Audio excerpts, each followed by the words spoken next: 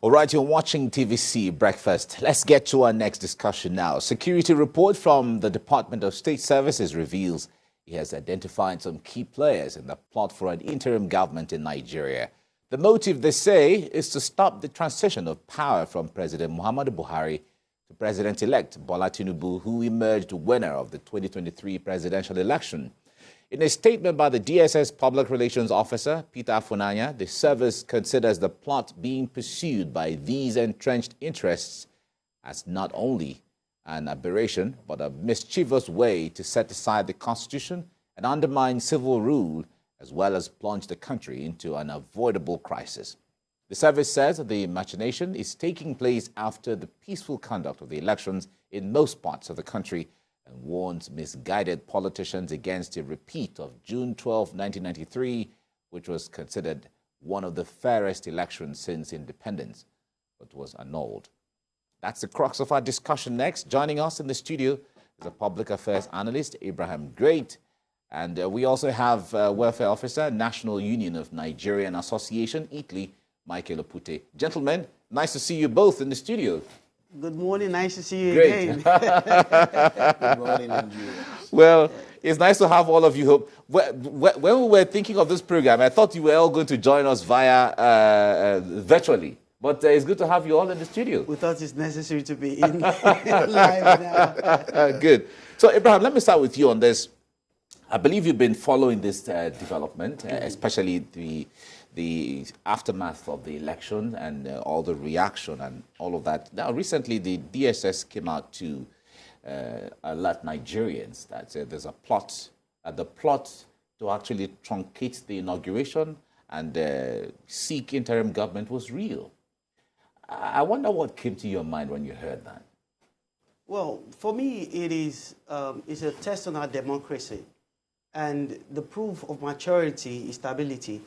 That really we haven't a mature democracy, we have issues like this.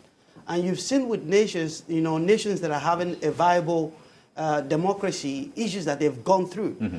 In our countries, we're too quick to make conclusions and we're too quick to pull down our country, to judge our countries.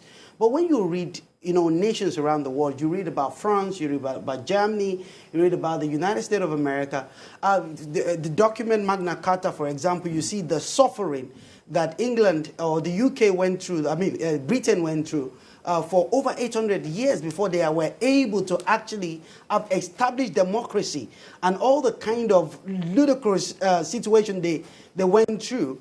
So we are not going through what is out of time. The Yoruba people say a word. They say, we have not seen this type before. We're only scaring, the hearer. We've been there. The world is our history. To know, we saw January 6th in America also, a very great test of... So what we're having is an education, it's public education. People are getting educated about the Nigerian democracy, but in my eyes, I see the Nigerian democracy being tested. Now, also, there's another proverb in the Yoruba that says that we grow wiser, we don't get to become more dull or more foolish. In fact, there is a song that were written. I happened to copyright my song my song in Ivory Coast at the time when I was in my early 20s.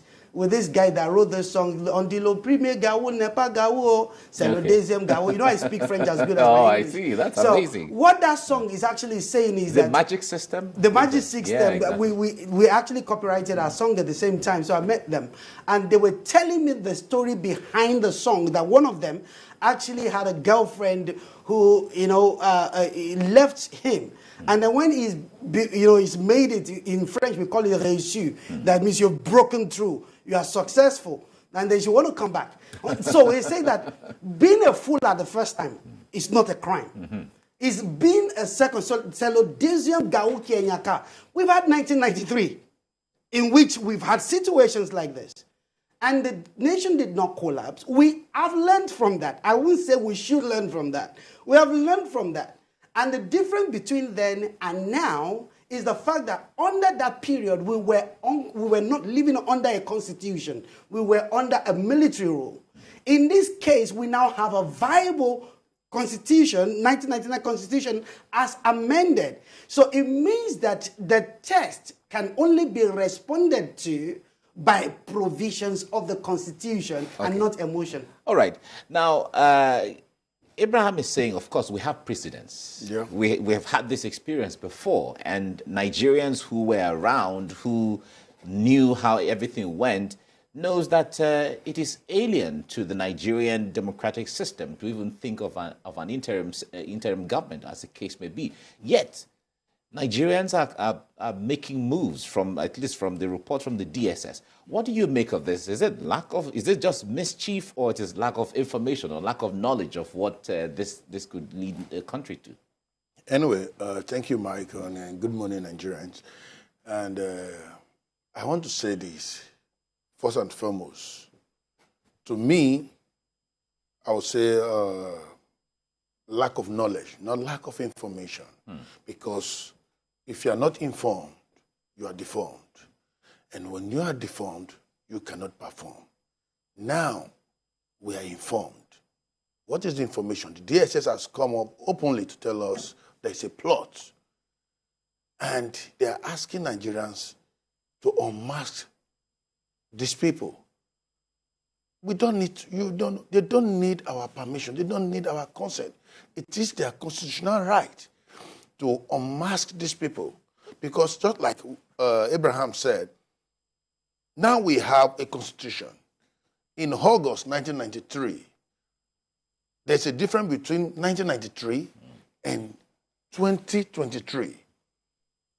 We were under military rule, quite all right.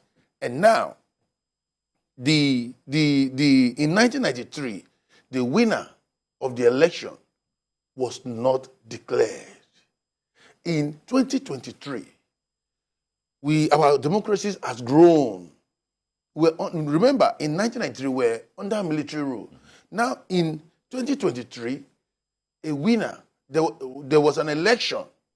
It was contested, and a winner was declared by the INEC. So, there is no room for an interim government to come in, because in 1993, there was no declaration. Now, in 2023, there was a declaration. So, what am I trying to say? The DSS should go ahead. Just as I said, we are informed, but we lack knowledge. Now we have been informed. Let the DSS go ahead to arrest this thing, to unmask these people. If truly there is a plot, because it is the constitutional right of the DSS to do their work. I am not the DSS. I'm not to tell the DSS there is a plot for interim They got the information through intelligence. So what you're saying is they should go ahead and arrest if need be. Yes, Mike, I will tell you, you should go ahead, because, in fact, to me, let the DSS not make it as if they are, causing a kind of tension or making Nigerians to become panic of this May 29 that is coming, because telling us there is a plot, because to the best of my knowledge, the best way DSS do their work, they do their things without Nigerians knowing. Secretly. That is their work. But why are you coming and why are you blowing it loud? You are causing tension.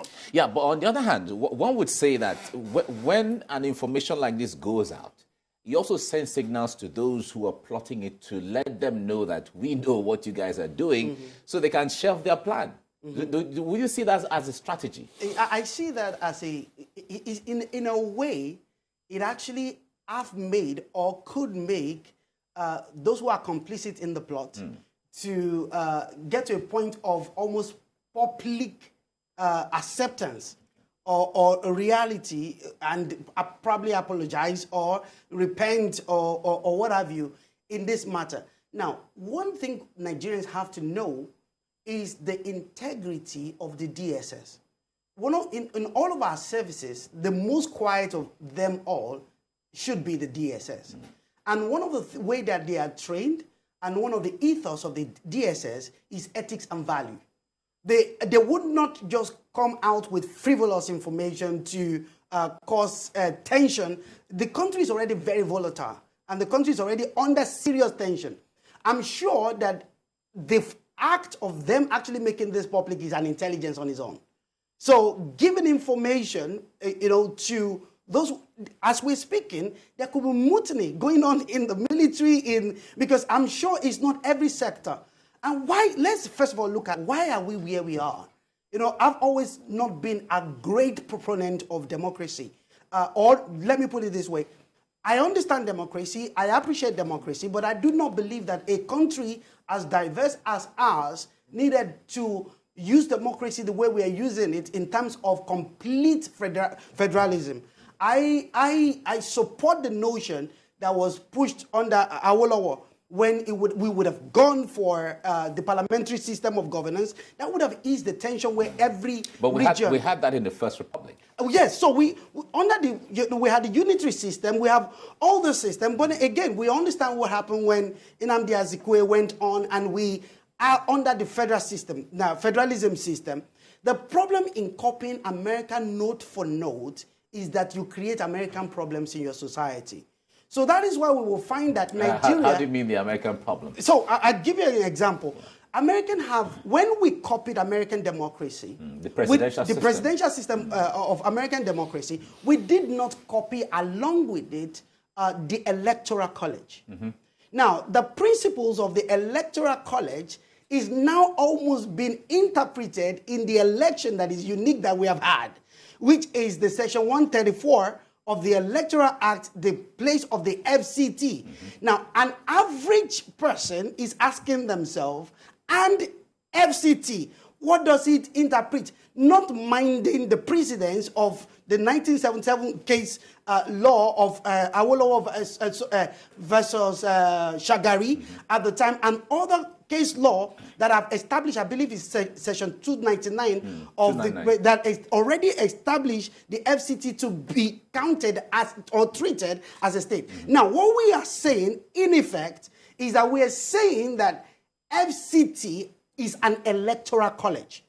That is an American situation that we are putting into we are having a reflection of an American... A lot of persons will not agree with this, because the point there is, when you're copying models from different parts of the country, and you're bringing it back home, you need to situate it around your own peculiarities. If we bring, for instance, if you follow the U.S., the Trump versus state, the election between Trump and Biden. No, not Biden. Hillary Clinton. Hillary Clinton. Very good. I wonder why the name was leaving me. That if you watch that election, popular votes, Hillary Clinton won popular vote by over 2 million votes. Yeah. But by electoral college, Trump had to become president. So the point there is that a lot of persons who have been watching the American system, you see, if you won popular votes, why would a select number of an electoral college invalidate that vote? Then what's the place of popular vote in the entire system? But that's the complexity of the American politics. That if you bring that here, replicating that in Nigeria, you'll be creating more chaos. We don't have to bring it, but we have in this particular election circle, we have created such situation. And the law has said Abuja has no special status whatsoever. But those who are agitating are not agreeing that the law said. They want the court to tell them again, or probably for the courts to, in this case, establish a new precedence to say, by which time the loser can then go to the Supreme Court again. We are creating a constitutional crisis. And what I think is that we need to focus on maturing as politicians. But a lot of people will say the law is there already. The Constitution is clear. It is just the understanding from the people who are reading it that makes the difference. The law hasn't changed. That law wasn't made today. It was made long I appreciate you saying that. But those who do not vote for the winner do not understand that interpretation. And this is, a student of law... So it's the lack of knowledge? Yeah, so when you study law, one of the things you know about law is that whenever the law is not explicit, it does not mean what it does not mean. You understand what I'm saying? So in that section, you have section 134.1, 134.2, and one is saying that you win the popular vote, the other is saying that you win 2/3 of, 25% in 2/3 of the state. If FCT would have been explicit or important, it would have been another clause, not as an addendum to a clause. All right. But emotion is all over the place and people would not understand. All right. I like the use of emotions. I think the place of emotions. Okay.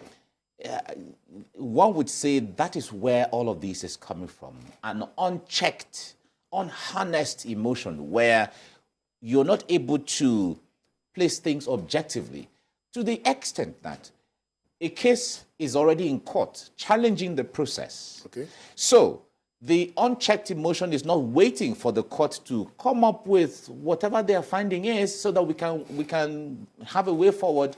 And then there are plots, there are protests, and there are agitations. What do you make of that? Okay. I'm happy we all know that the case is already in court. Mm-hmm. And when a case is in court, we are expected to wait for the judgment. That is, first and foremost, that's to tell you that our democracy is growing. Mike, let me tell you something. Coming to look about this interim government, do you know that even before I came to Nigeria, I started hearing this rumor. Before the election, there will be an interim government. Yeah. I started hearing the rumor. You see, this thing started from everybody has a role to play in this. Our religious leader. You see, let me quote the word of late Fela Nicola Kuti, who said, religion na politics. It's not playing out. It's not playing out in churches. You know, to an extent, I'm disappointed in some of our religious leader. I mean, the church leader coming out to